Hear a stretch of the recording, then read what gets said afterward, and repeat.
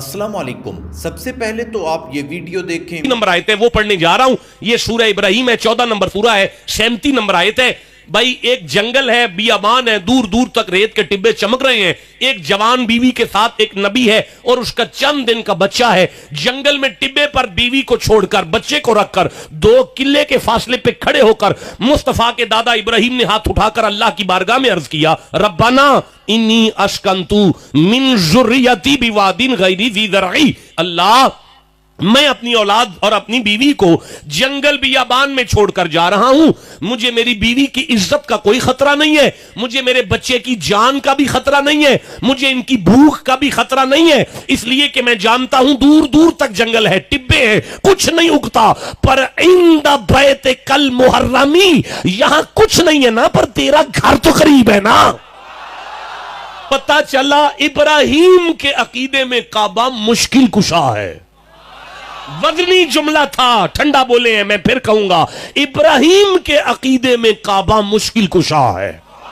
नहीं बोले जवानी को क्या करना है, घर जाके आग लगानी है जो कुरान का साथ नहीं दे पाई। फिर से कहता हूं, नबी इब्राहिम नबी होकर अगर पत्थरों को मुश्किल कुशा मानकर भी नबी रहा, तो हम काबे में आने वाले अली वली को मुश्किल कुशा मान के मुशरिक कैसे हो रहे हैं? दोस्तों, इस बरेलवी मुशरिक ने सारी हदें ही पार कर दी हैं। सबसे पहले तो ये बात साबित ये करना चाहता है कि हजरत अली मुश्किल कुशा हैं, उनसे मदद मांगनी चाहिए। पहली बात तो ये है कि हजरत अली ने कब दावा किया है कि मैं मदद कर सकता हूँ, मुझे पुकारा करो, मैं मुश्किल कुशा हूँ। तुमने खुद ही हजरत अली को मुश्किल कुशा बना लिया है। दूसरी बात यह है कि हजरत इब्राहीम अलैहिस्सलातु वस्सलाम के बारे में जो तुमने गुस्ताखी की है और कुरान मुक़द्दस का गलत तर्जमा किया है, पहले कुरान के तर्जमे की तरफ आप भी गौर करें कि कुरान की उस आयत का तर्जमा क्या है जो ये बयान कर रहा है। तर्जमा कुछ यूं है कि परवरदिगार, मैंने एक बेआबो गया वादी में अपनी औलाद के एक हिस्से को तेरे मोहतरम घर के पास ला बसाया है।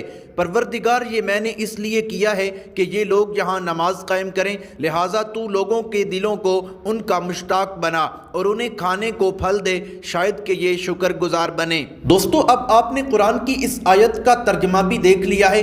कहाँ पर है कि हजरत अली ने खाना काबा को मुश्किल कुशा समझा और खाना काबा से अपनी मुश्किल में मदद मांगी। हजरत इब्राहिम फरमाते हैं कि मैं तेरे बैतुल मुहर्रम यानी कि इज्जत वाले घर के पास अपनी औलाद को छोड़कर जा रहा हूँ कि ये कल को यहाँ पर नमाज कायम करेंगे और तेरे शुक्रगुजार बंदे बनेंगे। तो ये उस नबी के बारे में कहा जा रहा है कि हजरत इब्राहिम पत्थर की इबादत करते थे। जो नबी अपने सगे बाप के सामने खड़े होकर कहते हैं, या अबती लिमा ताबुदु मा ला यस्मा वला युबसिर वला युगनी अन्का शैआ, कि ए प्यारे अब्बा जान, आप उनकी इबादत क्यों करते हैं जो ना सुन सकते हैं, ना देख सकते हैं, ना ही नफा नुकसान दे सकते हैं। और आगे कहते हैं, या अबती इन्नी क़द जाअनी मिनल इल्मि मा लम यातिका फत्तबिअनी अहदिका सिरातन सविया, कि ए अब्बा जान, मेरी तरफ तो अल्लाह ताला की तरफ से इल्म आता है, वो आपके पास नहीं आता।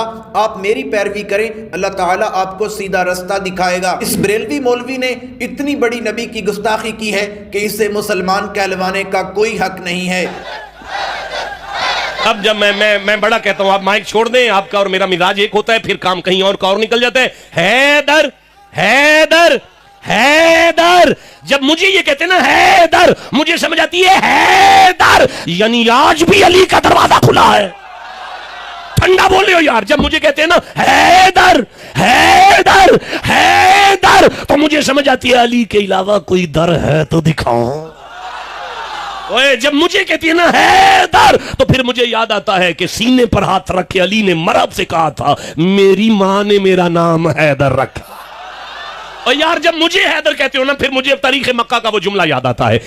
हाजी, ये तारीख मक्का का जुमला, बड़ी जिम्मेदारी है यार, कैमरे दुनिया सारी सुन रही है। तारीख मक्का का जुमला है कि बैतुल्लाह के सहन के करीब एक जादूगर रहा करता था, उसके पास एक सांप हुआ करता था। मक्के में अगर कोई बच्चा पैदा होता था तो वो लोग उसके पास लेकर आते थे, उससे कहते थे, चेक कर, ये अपने बाप का है या हरामी है। वो उस पर अपना सांप छोड़ता था। अगर वो अजाब पहुंचाता, तकलीफ देता बच्चे को, तो वो कहता कि ये अपने बाप का नहीं है। और अगर सांप कुछ ना कहता तो वो कहता ये अपने बाप का है।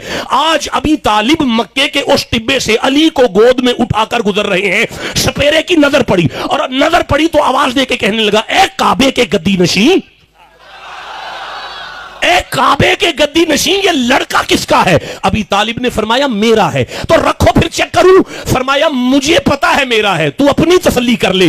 علی کو ٹبے پر رکھا، ابی طالب نے علی کو ٹبے پر رکھا، اس نے اپنا سانپ چھوڑا، چند دن کے علی نے سانپ کو گردن سے پکڑا، اسے مروڑا، اس کی گردن توڑ کر پرے پھینکی۔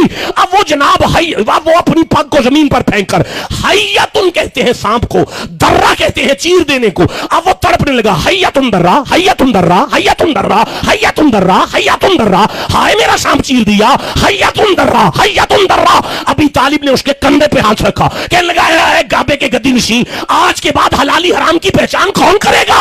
رکھ کر ہاتھ ابی طالب نے کہا پریشان نہ ہو، آج تک تیرا سانپ کرتا تھا، آج سے قیامت تک میرے بیٹے علی کا نام کیا کرے گا۔ کہتا ہے کہ حیدر، حیدر کا معنی ہے کہ حیدر ایک ہی در ہے، اس کے علاوہ کوئی در نظر نہیں آتا، یعنی کہ اللہ کا در بھی موجود نہیں، جو کچھ مانگنا ہے حضرت علی سے مانگ لو۔ اور آگے واقعہ بیان کرتے ہوئے کہتا ہے کہ تم نے اگر دیکھنا ہے کہ حرامی کون ہے اور حلالی کون ہے تو حضرت علی مشکل کشا کا تذکرہ کرو۔ حضرت علی کی شان کا کوئی انکار نہیں کر سکتا، وہ داماد رسول ہیں، وہ فاتح خیبر ہیں، وہ چوتھے خلیفہ رسول ہیں، لیکن میں آپ کو بتاتا چلوں کہ حضرت علی کا مشکل کشا بھی صرف اور صرف اللہ تعالی ہے۔ تو نبی کریم صلی اللہ تعالی علیہ وسلم نے فرمایا کہ اے علی تیری وجہ سے دو قومیں ہلاک ہو جائیں گی، ایک وہ قوم جو تیری محبت میں حد سے بڑھ جائے گی اور ایک وہ قوم تیرے بغض میں حد سے بڑھ جائے گی۔ جو حضرت علی کا بغض دل میں رکھتا ہے میں تو اسے مسلمان نہیں سمجھتا، لیکن انہوں نے